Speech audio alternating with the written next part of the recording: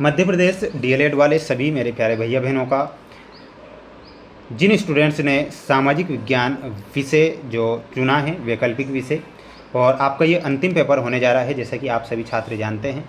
और सभी स्टूडेंट्स से मेरा ये कहना होता है कि अब जो मैं सेट बता रहा हूँ ये सेट सी आपको बता रहा हूँ, जैसा कि सेट ए और बी मैंने चैनल पर डाल दिया है, ठीक है।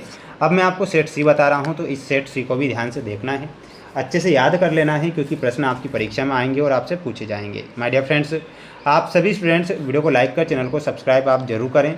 अब रिजल्ट से रिलेटेड जो जानकारियाँ रहेगी तो वो मैं आपके लिए लाता रहूँगा।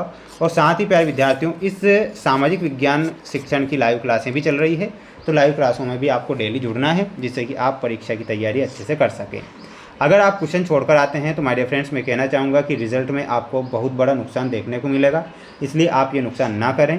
पूरा पेपर ध्यान से देखें और अच्छे से इन प्रश्नों को याद करें, क्योंकि प्रश्न आपकी परीक्षा में आ रहे हैं। रिक्त स्थानों की पूर्ति कीजिए में क्वेश्चन नंबर फर्स्ट आपकी परीक्षा में आएगा, ध्यान से देखें। सामाजिक विज्ञान अध्ययन से का विकास होता है, तो किसका विकास होता है, तो यहाँ पर आपका जो सही आंसर होगा वो क्या हो जाएगा, अवलोकन, अवलोकन व विश्लेषण, ठीक है। तो ये आप यहाँ पर करेक्ट करिएगा। सांस्कृतिक परिवर्तन सामाजिक परिवर्तन है, यह कथन किसका था, तो यहाँ पर आपको ध्यान रखना है गिलिन एवं गिलिन का ये कथन था, तो आंसर के रूप में आपको लिखना है गिलिन एवं गिलिन, ठीक है। ये आप यहाँ पर करेक्ट आंसर करेंगे। समुदाय बालक के लिए जीवन की प्रयोगशाला है, यह कथन किसका था, तो ये जो कथन दिया था माय डियर फ्रेंड्स, ये कथन किसका था, यहाँ पर आपको लिखना है माइकोलिस, ठीक है। तो आंसर क्या हो जाएगा आपका माइकोलिस, ठीक है। अगला है योजना एक उद्देश्यपूर्ण कार्य है जिसे सामाजिक वातावरण में पूर्ण किया जाता है, यह कथन है। तो ये जो कथन है यहाँ पर आप आंसर के रूप में लिखेंगे, ये जो कथन दिया था फोर्थ में है ना, तो ये जॉन डीवी का कथन था, तो यहाँ पर आपको लिखना है जॉन डीवी। इसका आप क्या करें, एक स्क्रीनशॉट ले लें, अच्छे से इन प्रश्नों को याद कर लें, क्योंकि प्रश्न परीक्षा में आएंगे और आपसे पूछे जाएंगे। इसके बाद देखिएगा अगला प्रश्न है आपका, एक वस्तुनिष्ठ प्रश्न की विशेषता है। तो एक वस्तुनिष्ठ प्रश्न की जो विशेषता होती है, व्यक्तिगत पक्षपात नहीं होना चाहिए, ठीक है। तो ये आप यहाँ पर करेक्ट कर दीजिएगा और अच्छे से याद कर लेना है ना। बिल्कुल माय डियर फ्रेंड्स, पेपर आएगा परीक्षा में और क्वेश्चन पूछे जाएंगे आपसे, इसीलिए तो मैं ये वीडियो बना रहा हूँ आप ही के लिए ना। अब देखिएगा अगला क्वेश्चन है आपकी स्क्रीन के सामने, जैसा कि आप देख सकते हैं।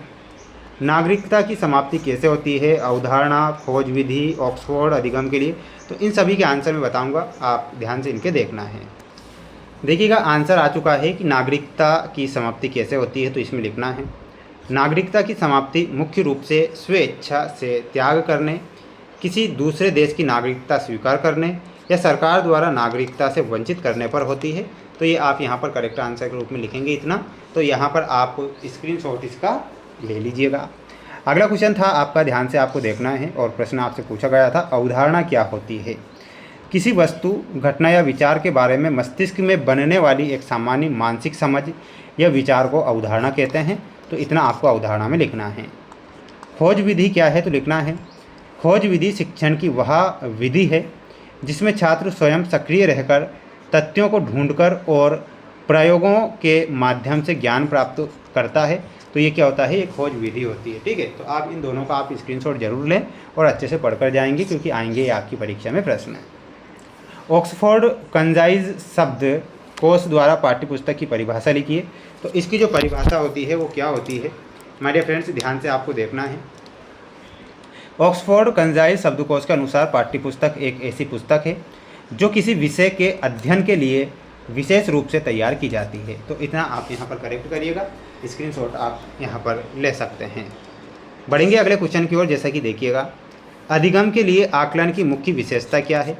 तो अधिगम के लिए आकलन की जो मुख्य विशेषता होती है, अधिगम के लिए आकलन की मुख्य विशेषता यह है कि यह शिक्षण अधिगम प्रक्रिया के दौरान छात्रों की प्रगति जानने और उसमें सुधार करने के लिए किया जाता है। यहाँ पर लिखेंगे। बढ़ेंगे अगले क्वेश्चन की ओर। माय डियर फ्रेंड्स, आप देख रहे हैं ना पूरा पेपर, तो पूरा देख लीजिएगा और अच्छे से प्रयास आप भी करिएगा ना।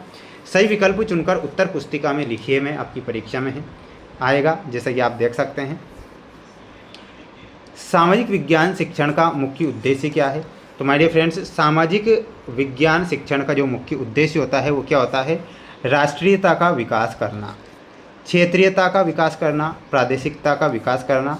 तो बिल्कुल ये सामाजिक विज्ञान का यानी कि समस्त समाज आ जाती है। तो उपर्युक्त में से कोई नहीं, यानी कि यहाँ पर करेक्ट क्या होगा? तो राष्ट्रीयता का विकास करना है। तो यहाँ पर आपको लिखना है राष्ट्रीयता का विकास करना।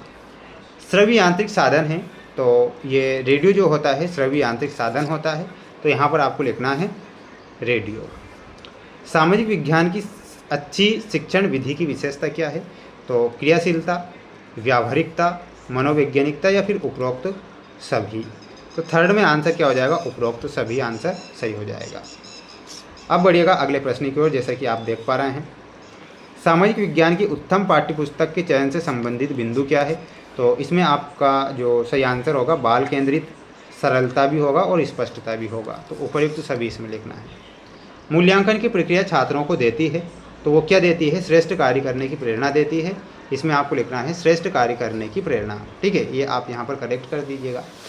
अब देखिएगा माय डियर फ्रेंड्स, ये क्वेश्चन ऑब्जेक्टिव टाइप में बता चुका हूँ और कुछ क्वेश्चन बच रहे हैं उनके आंसर नेक्स्ट वीडियो में बता दिए जाएंगे। तो चैनल को सब्सक्राइब आप जरूर करें। मिलते हैं नेक्स्ट वीडियो में।